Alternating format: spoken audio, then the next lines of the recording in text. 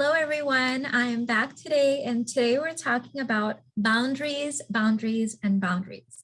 And I am going to give you guys a little bit of a different viewpoint of boundaries and how I like to use them in my life so that I can keep myself in a space of open-hearted love and not in a space of separation.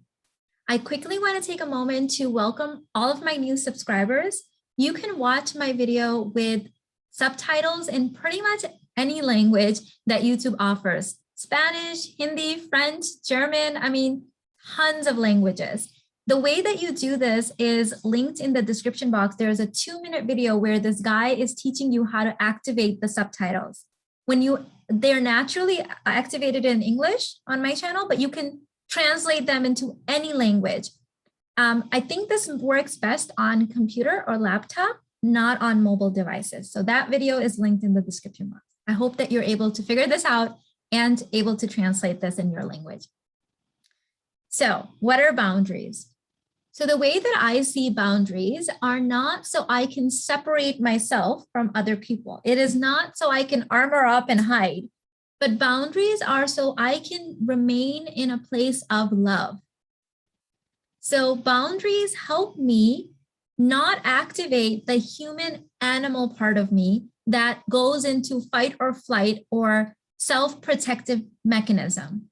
So one example of this is, let's say that I didn't get enough sleep last night. And if I didn't get enough sleep, I'm only working on 2 to 3 hours of sleep. Today, if I wake up, I'm going to be tired. I'm going to be cranky, right? I'm not going to bring my best self to my work, to my family, to my friends, to the world.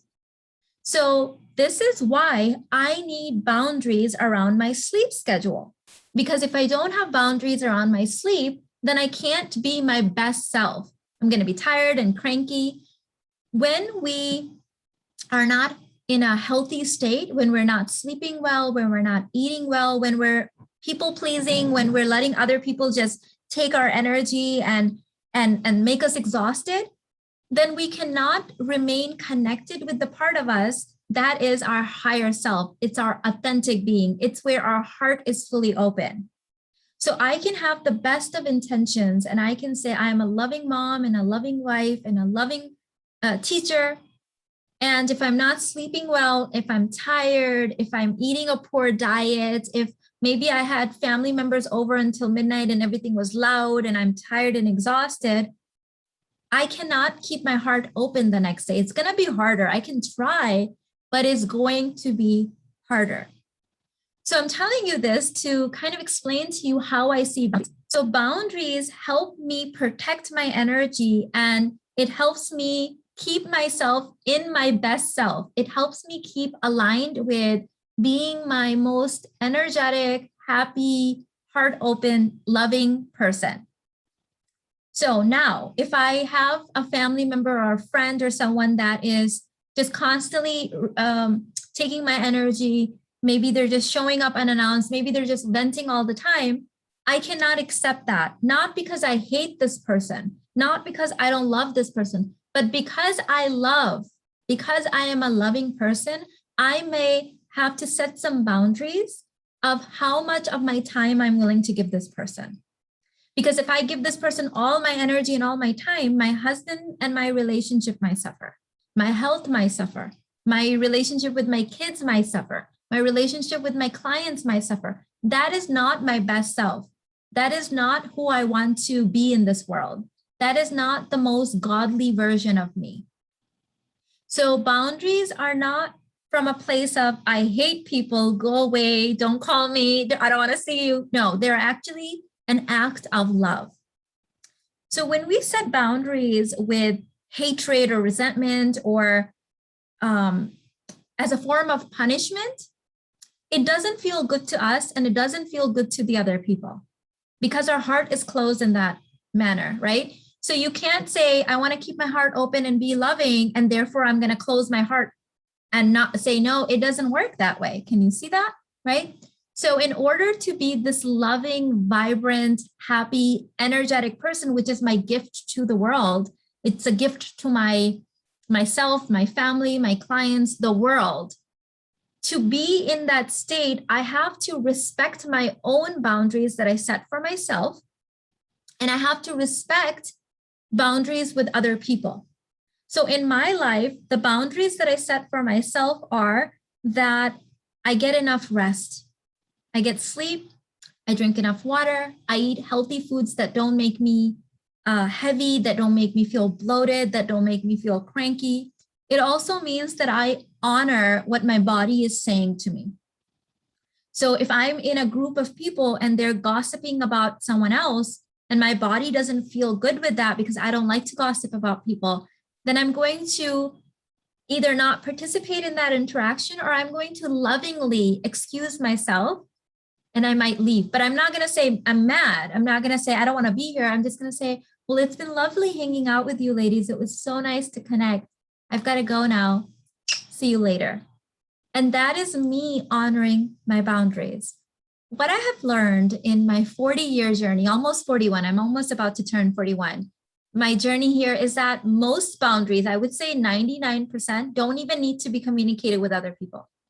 I used to think that all boundaries had to be convinced to other people. I had to tell them and they had to honor my boundaries. And I don't find that to be true anymore. I found that when I really truly didn't have any boundaries, when I was pretending to have boundaries, I had to communicate them because I was relying on other people maintaining my boundaries. But no one else can set my boundaries or uphold my boundaries for me. Only I can do that. So as I've gotten more and more confident and more comfortable in having boundaries, because I have boundaries with love, I realize I don't even have to tell other people. My energy speaks, right? So most people, just from my embodiment and the way that I act and the way that I carry myself and the way that I keep my heart open, can tell when something is not acceptable. Because if someone's calling me every single day to vent, I stop taking their calls. I'm not available because I'm too busy being in a place of love to even notice that my phone's ringing. So before I would get annoyed, or I would have conversation with people and they would keep doing it still. Now I'm so busy making love. I'm making love to the world. I'm living in alignment. I'm just having my best life that I don't even notice, right? Before, if someone was talking bad about me or saying things about me, I had to go and confront that person. I have to talk about this thing. I have to tell them they can't do this. Now I'm so busy making love. I'm so busy living my best life. I'm so busy serving my clients and making love with my family and just having so much fun. I don't even notice. I don't even know if they're doing that because my heart is just radiating out of love. So my boundaries, when they are set with an open heart, when I'm aligned with them, I don't have to tell anyone. I don't have to tell anyone, okay? And in the few cases, very rare, is I want to explain because maybe it's my child or something and I want to, maybe they're asking me, mommy, why don't you like this? Or why don't you do this? I may just use very few words, keep my heart open and just say something, I don't know, baby, this doesn't really feel good in my heart. And then my son or my whatever might say, you know what, it doesn't feel good to me either. Good, right? So I'm teaching them that you should listen to your body and know if something doesn't feel good. I also know that when something doesn't feel good to my body, it's because I, in that moment, am resisting the thing. So for example, let's say that I'm in front of someone and they're, for whatever reason, they're just in a low vibration mood and maybe they're criticizing me. If I'm just observing them say things and the words are coming out of their mouth, I'm not going to get triggered. I'm just observing them. I'm going to feel neutral.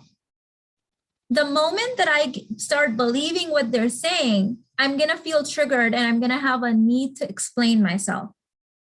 It's not what they're doing is the problem. It's my belief in it. So who do I need boundaries with, that person or myself? The truth is, first I need boundaries with myself. What in me believes what they're saying? If I didn't believe it, I could just observe it and that would be it. I wouldn't have to convince them. I wouldn't have to defend myself. There's nothing to defend. I already know who I am, right? If I find a need that I have to convince them and how dare they, that means that I'm believing what they're saying. Because if I wasn't believing it, I wouldn't be triggered. So do you see how that works? First, you need to set the boundary with yourself. I may listen to that interaction and say, I'm sorry you feel that way. Thank you for sharing. Excuse myself, leave. And that might be the end of it because I don't believe what they're saying, right? So there's nothing to change. I already know who I am. This is just one example out of hundreds that I have of how boundaries really start with ourselves. Of course, there's toxic people in the world. Of course, there's abusive people in the world. But again, on my channel, we're working with people that are relatively healthy. They have minor, blocks and things in their life. But know that if you are engaging with a toxic person, there's something in you that likes it, that is attracted to that. There's a version of you that needs to heal. So in order to sever, cut off that tie, you have to first have that boundary with yourself that what about me doesn't just stand up, excuse myself and walk away. Why do I keep coming back and interacting with this person? So did you need to set the boundary with that person or with yourself? With yourself. I had many people in my life that were toxic people. It's not that the people were toxic, but the relationship that we had was bad. It was toxic. And I kept blaming them and blaming them and blaming them, and nothing was changing. And then I one day said, what is it about me that attracts these people to me? And then I realized I didn't want to do this anymore. I was exhausted. And so I stopped engaging. Sometimes this meant that I stopped talking to them. Sometimes I would be in the same room. They would say something that seemed toxic and I would not participate. I would just keep my heart open and hear them, not engage. And I would excuse myself and say, it was nice seeing you again. And I would walk away and talk to someone else. And I stopped engaging with them. And that addiction that I had in myself to constantly be engaging with that just went away. Again, where did the boundary come? Not with them, but with myself. So what I have learned is that most boundaries, I would have to say about 99%, unless someone's like breaking the law and like holding you captive physically, in which case run and call 911, all boundaries are with the self. The thing is just coming up so you can finally learn to set those boundaries with yourself. Do this with an open heart. There's no reason to get mad at people. There's no reason to collapse. There's no reason to set boundaries with hate. But I know that my highest self, my biggest mission is to remain in a place of love. And I can remain in a place of love when I'm well rested. Because the animal part of me, the human part of me, needs nourishment, needs rest, needs space, needs food. And then I can have the heart openness and the love that I want to have in the world. Okay. So let me see if there was anything else. That's why the boundaries that I choose, that I teach, is more energy, the energy of boundaries. A lot of people talk about boundaries have to be communicated. We have to put our foot down. We have to tell them. That's not going to work usually because you don't really believe it first. You think someone else has to keep your boundaries. They don't. You have to believe your boundaries. You have to energetically align with your boundaries. Okay. So tomorrow, ladies, I've been talking about this. Tomorrow is the Conscious Communication Skills Intensive. I've just added 2 bonuses to this. Number 1 bonus that I just added is the self-esteem bonus. I'm going to give you guys the evolution science behind self-esteem and how you can completely rewire your self-esteem in just a couple of weeks. This portion alone is life-changing and well above the price of admission. The second bonus that I'm including is a bonus on how to set natural consequences in your relationships with your husband, with your partner, with your colleagues, with your family members, with your children. We're going to talk about natural consequences. This intensive has the word coaching in there. It's great for coaches, but it's great for everyone because more than half of it will be focused on healthy communication skills rooted on consciousness and science. So this is happening tomorrow. So today is the last day to grab your ticket. If you're watching this after September 10th, you can still buy it, but it's going to be recording. Tomorrow is happening live. So ladies, the link is in the description box. You get the Femme Fortune container course absolutely free. You get the 2 bonuses absolutely free when you sign up. And there is also a payment plan. I'm so excited to be spending the entire day with you, working deeply through our communication skills, our consciousness, and upgrading our paradigm. I'll see you tomorrow. Thank you. I hope you enjoyed this video. Let me know what your key takeaway was and which area of your life do you struggle with when it comes to boundaries. I'll see you in the next one, ladies. Bye.